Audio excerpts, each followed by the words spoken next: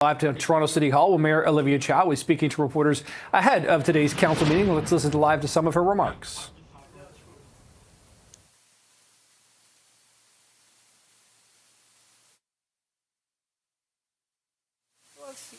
A bit anxious. Things are less affordable, and we're worried about the groceries becoming more expensive.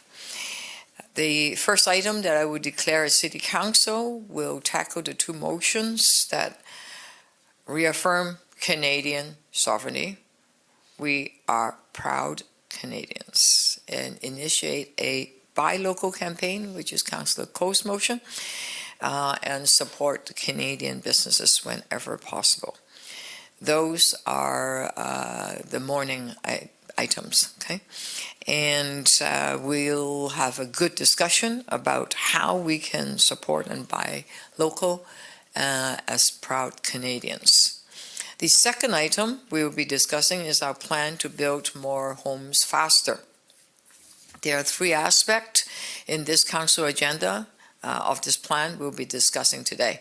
The first one is a pilot project in Councillor Meyer's ward to allow 6 plexes to be built without a homeowner having to come to City Hall for zoning approval. For an older couple who are empty nesters, their children have grown up, they moved out to start their own families, so there's now an opportunity for them to renovate their single-family home, create more rental units, and from that rental income, they can hire support workers and be able to age at home in dignity. And in turn, it will create more housing, more rental housing for a growing city. Another item is about avenues. The city is considering higher density on major avenues, very wide street, so home builders will not need to apply for certain changes. Not only will it be faster to build more homes, builders will also be able to skip all the planning, administrative, and application cost. As the city demonstrate its ability to build more homes faster, we will be able to get the next chunk of the Housing Accelerator Fund from the federal government. So demonstrating that we are building more homes faster is very important. In fact, in this year, the city will be more than halfway towards meeting our goals of 65,000 new rent-controlled homes by 2030. We're halfway, okay? More than halfway, which is great. So we can say to the federal government to say that, yes, continue to flow the Housing Accelerator Fund, because third item on the agenda is creating 700 units of housing through land trusts and cooperatives, so to make these homes affordable forever. This is through the MIRA program, which is the multi-unit residential acquisition. This plan is so excellent that the federal government also have started their own called rental protection funds, except that fund hasn't started to flow yet. So we are continuing this program, and there's a report on council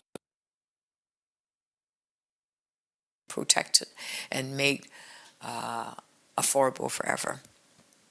The third item, the housing, we will talk probably later this afternoon after we finish the council agenda on by local. Okay. The third item will be getting Toronto moving. Today's City Council will reaffirm its commitment to continue the design work to advance the Eglinton East LRT and the Waterfront LRT. Last week, I obtained funding from the federal and the provincial government, and together we have put in $1 billion to build 24,000 homes on the waterfront. But without proper public transit, the transit situation in the area will be chaotic and everything will be in gridlock, which is why we must continue to design the waterfront LRT. For several decades, Scarborough residents have demanded better public transit. The city is finally listening and is committing funding to design the Eglinton East LRT. And city councillors and I will work together to persuade other orders of government to assist in building these vital public transit projects. I'm now open for questions. I am sure you would have some. Mayor Chow, when we spoke on Monday, you were saying that you were going to be sitting down with the city manager Tuesday to talk about specifics of this city procurement policy strategy. Did anything come of that meeting? Yes, there is. In fact, I set before Monday, where I told him that there are 3 areas that he needs to put together: a buy local public campaign, a review of procurements on all the contracts, okay, and thirdly, work with the federal and the provincial government in a Team Canada approach and support what the federal and provincial governments are doing. Okay, so he has done that. He has pulled together a secretariat, a city secretariat, through the Economic Development Division, and have assigned Claire Burnett as the head of it. They are coordinating all the activities that I was talking about into one point of contact. And last night, there is a 3-page briefing note that gone to all the councillors about all the activities that's happening.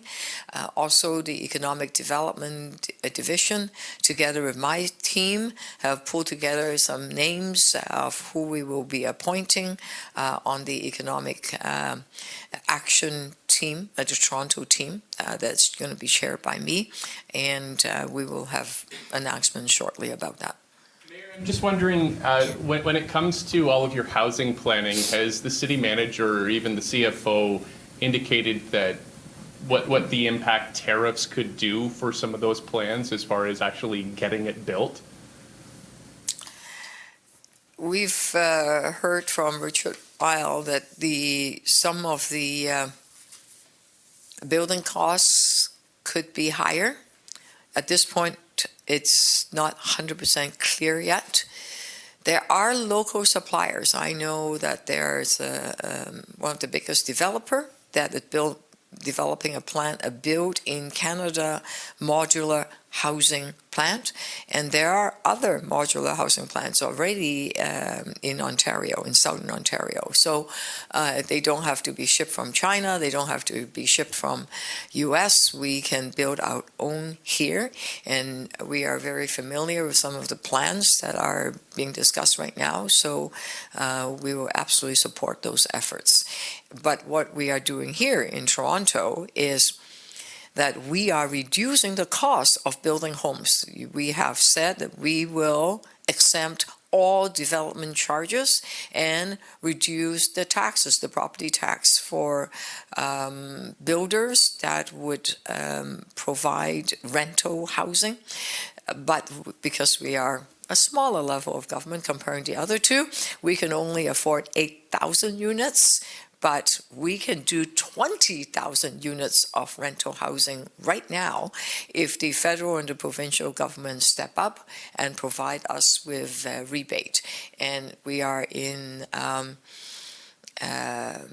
serious discussion with the federal and the provincial government, even when there's a provincial election on, to seek partnerships. And that discussion is ongoing. Hopefully we'll have good news for you later. Mayor Chow, on Monday, there was a 1-month reprieve given on the tariff stuff, so I just want to know if you can commit to a timeline as to when you expect to have a full-scale plan ready to announce to fight back against the tariff. There's different aspects of it. I think we will have the Buy Toronto, Buy Local.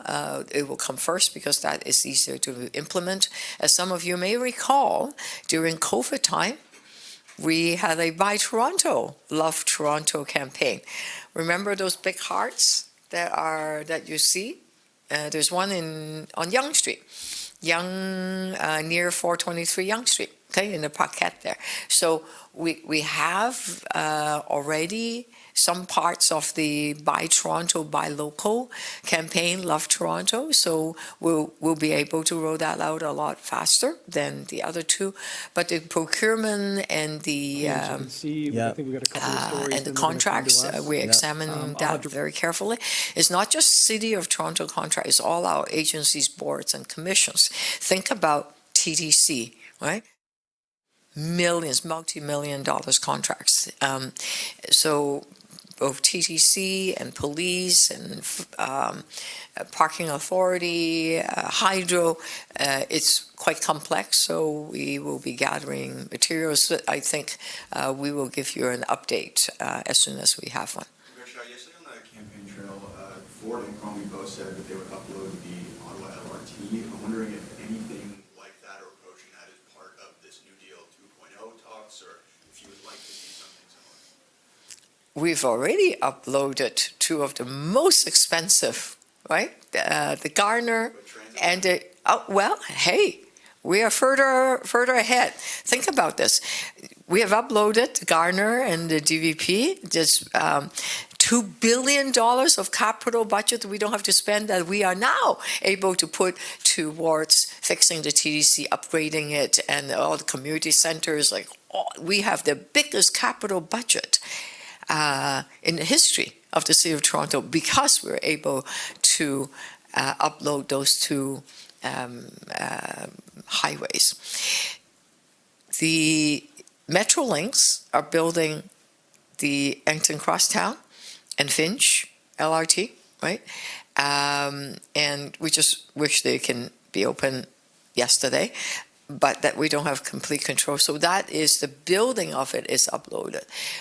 We do not want to upload them because we are now ready in terms of TDC, are ready to operate the minute those two lines are opened, and we are not interested in uploading the operation.